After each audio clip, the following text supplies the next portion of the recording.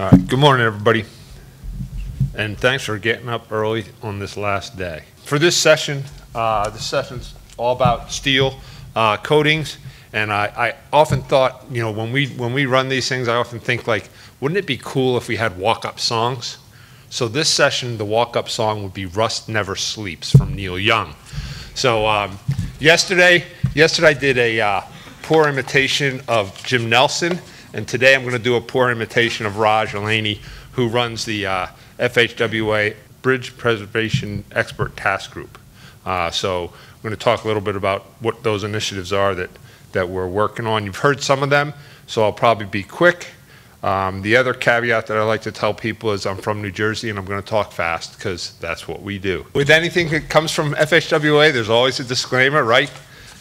Except for the statutes and regulations. I'm not going to read it, but it's like, yeah, whatever you see here, it really doesn't mean anything because that's what the lawyers make the folks from FHWA say every time they talk to us. We want to talk about what the Expert Task Group has accomplished and what's coming, and then talk about some of the other FHWA bridge preservation initiatives. So the Bridge Preservation Expert Task Group is made up of 18 people representing state DOTs, TRB. This group, the ASTRO TSP2 chairs, are all members of the Expert Task Group, academia and industry. And GPI is under contract with Federal Highway to help them out with that. So that's why Raj said, "Tag, you're it." He is actually recovering from, I think he had ACL surgery on his knee. So he said he's doing well. You know, they don't keep you long when you have that surgery. So first up, and we talked about this before, you've heard about these things, are the pocket guides. And you know, we have 7 of them right now. We're working on an 8th. Pat Martins is doing some really good work on that one, as well as Peter Seibert and a bunch of other folks.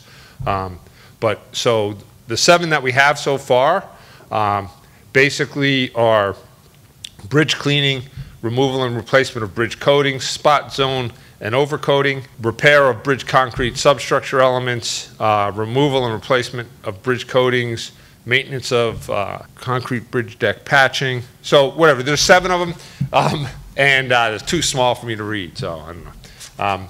But there's also 2 other good things about that is there are QR codes, so that these are basically set up for your contract representatives out in the field, your field reps, to be able to look at these things and see what are good practices.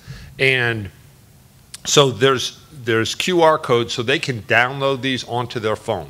And they have checklists. They can fill out the checklist and then send that checklist to the file, so they have a file of what was actually accomplished when they're out there.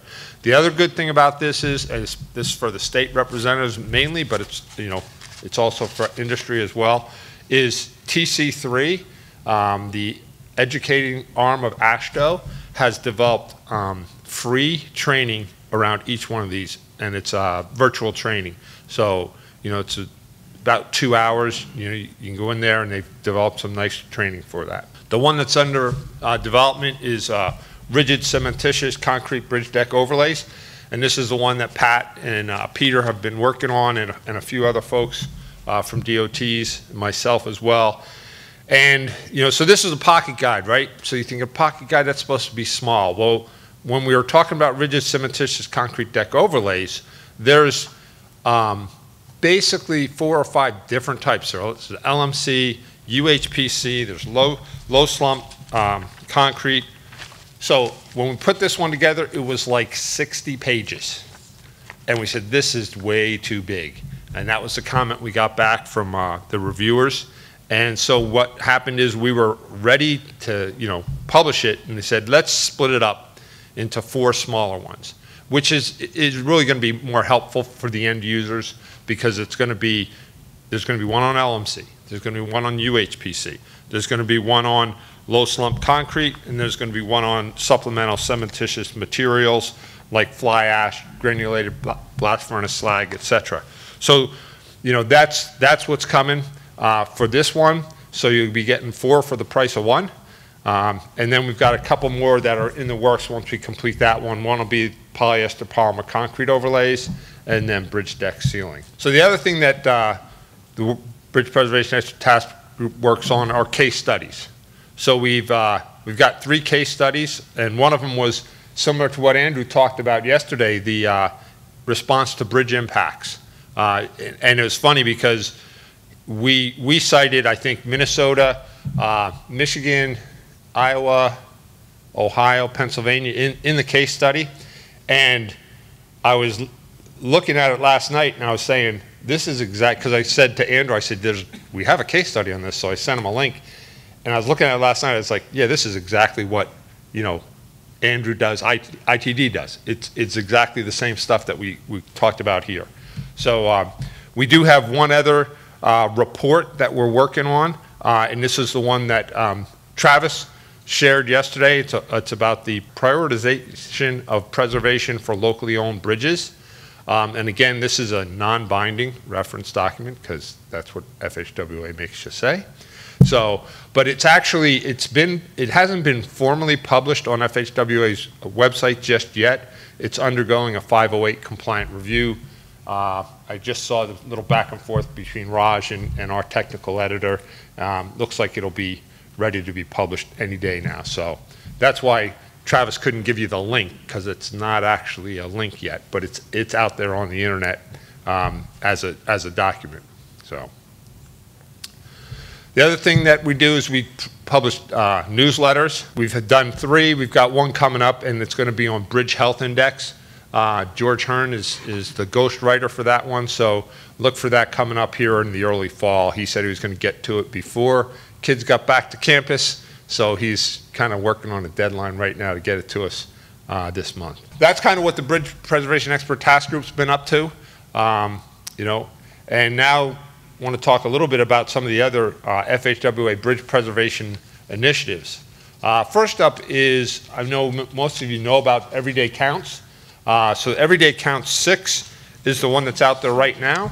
And one of the topics that's in the Everyday Counts 6 is ultra-high performance concrete for bridge preservation and repair. This is a 1-day in-person presentation that they'll come to your state and do, or it's 2 half-day virtual courses.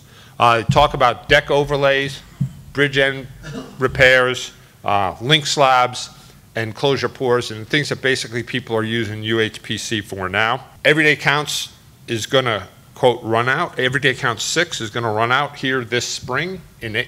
So this is available until April of 2023. So it's really good. I sat in on one that they did for New Jersey. It's a really good thing. The other thing that they're working on is the GAO issued this report 21-104-249, and it basically reviewed trends in the NHS bridges and how corrosion affects bridges.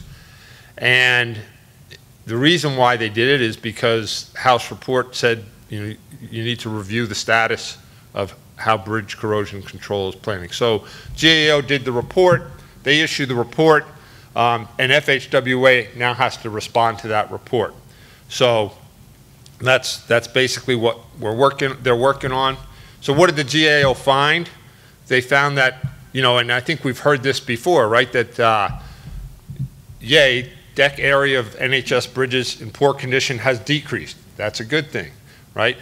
But the deck area of good condition has also decreased, and the deck area of fair condition has increased, right? And those are the ones that are getting ready to fall into the poor condition. So they found this out, then they went out and interviewed 5 states, Florida, Illinois, Kansas, Rhode Island, and Wyoming, and then they talked to some others after they were the ones they did in-depth with, and then they followed up with a few others. So they wanted to find out how states were doing this. And the basically recommendation to Federal Highway was that they need to do more in this area. So, they mentioned peer exchanges and case studies focusing on addressing the challenges to determine the circumstances which specific corrosion practices and materials are most effective. So what's coming? How's FHWA going to respond to this? They've developed a plan to have 2 regional peer exchanges There's 9 states in the Midwest. There's 9 states in the Midwest and Northeast, and 9 states in the Southeast and West that have been identified, and we're going to have peer exchanges, and then we'll publish a case study to communicate the findings to the states. That was slowed down a little bit because, as with a lot of things that the FHWA faces, is there's a Paperwork Reduction Act, and there was, I think the survey is 18 pages or something, and if it's that much and you do more than 5 states, I think, you have to get it approved by OMB. So Raj had to go through that to get that first approved, and then we can set up these. So that's where we are. One of the other FHWA deck preservation initiatives is the Bridge Deck Preservation Tool. And this is a pooled fund study being led by Iowa with support from Indiana, Minnesota, Missouri, Texas, and FHWA.